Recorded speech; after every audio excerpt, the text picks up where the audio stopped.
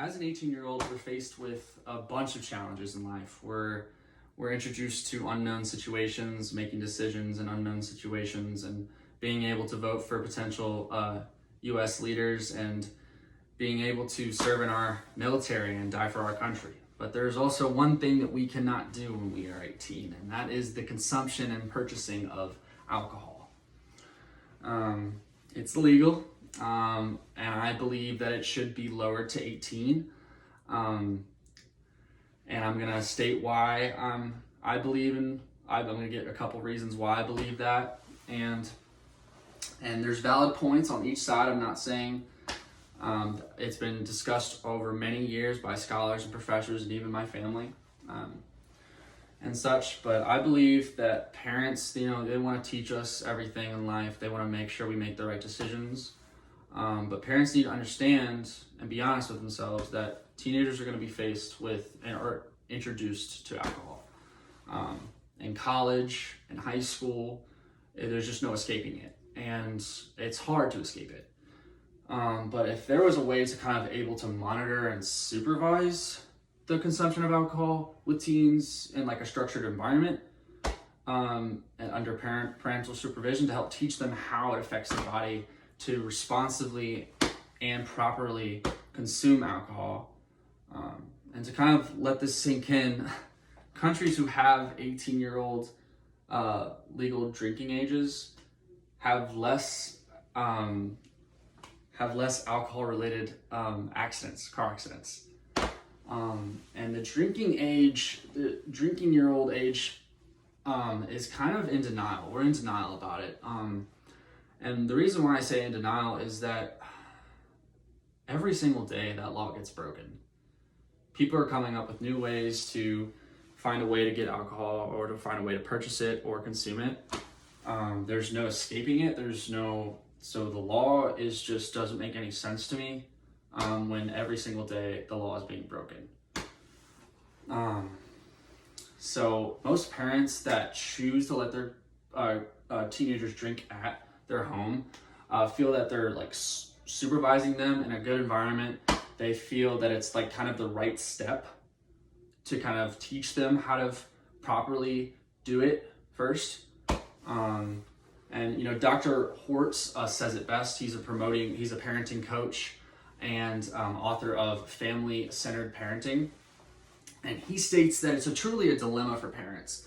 And when he says it's a dilemma, he kind of states that on one hand, we want our teens to develop responsible attitudes towards alcohol consumption. By allowing your teen to drink on certain occasion, it does demystify drinking and makes it less of a forbidden fruit. I think that's his exact words. And he says it the best. I feel that if you're told not to do something, but you can do everything else, but just not that one thing, you're going to do that one thing. You're going to want to do it. There's a negative reaction to what you are going to do. And there's a psychology behind it. And it was actually in Indiana, Arizona, basically saying if you tell someone to not do something, they are going to have a negative reaction. It's proven time and time again. But an online survey also conducted by the Caring Treatment Centers for drug and addiction problems, they found that 41% of parents actually agreed with having their children be provided alcohol. And I just thought that was kind of very interesting. And actually, some parents were actually interviewed. So Andy's Herbie actually mentioned, I noticed all the children whom I allowed to experience and taste various types of alcohol. And she only does it on certain occasions. She doesn't do it, every single night, of course. But she kind of wants to introduce it to kind of lean into it instead of them going into unknown situations and going into not knowing anyone. Because it is dangerous going into unknown territory and trying new things. That's literally life 101. And also another parent, Sharon Shivatik, agrees that teenagers should learn to drink responsibly at home before they move out and attend to college. She says if they learn to acceptable behavior, so how an adult should act when they actually drink alcohol, instead of binge drinking and then passing out and God knows where and not blacking out.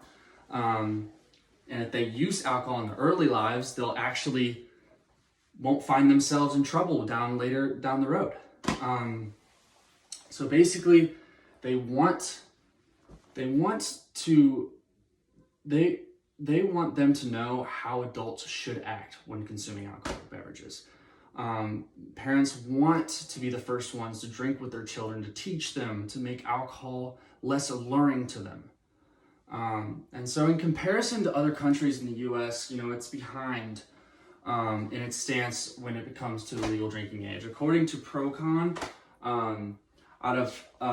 in their article, Minimum Legal Drinking Age of Other Countries, states that 190 countries have legal drinking ages from 18 to 19. US and 11 other countries are the only ones with 21 and up legal drinking ages. Now let that sink in. Why are we the highest of all the countries where it is legal to drink? On the Asia Pacific blog titled 3 Pros and Cons of Challenging Drinking Age of 18, showed a 60-minute interview with the professor John McCardle from Midbury College.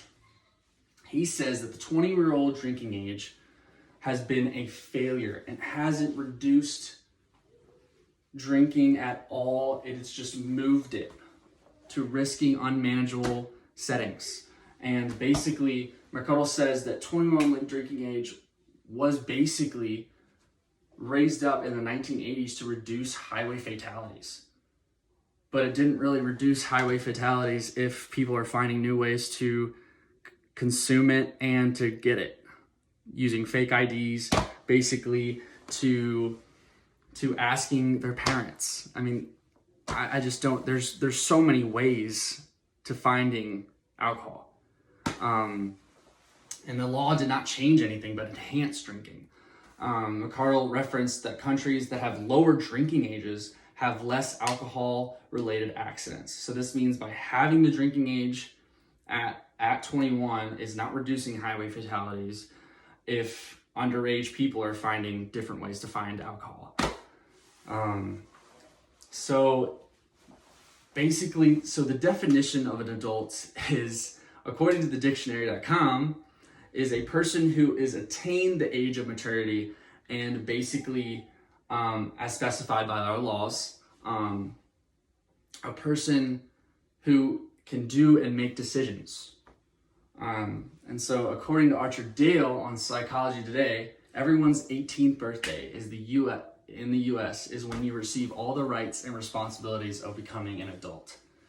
You can die for your country, you can vote, you start understanding what you want to be, you can get married, you can be tried as an adult in court, you can lastly do everything as a 21-year-old, but except for one thing, but you are labeled as an adult.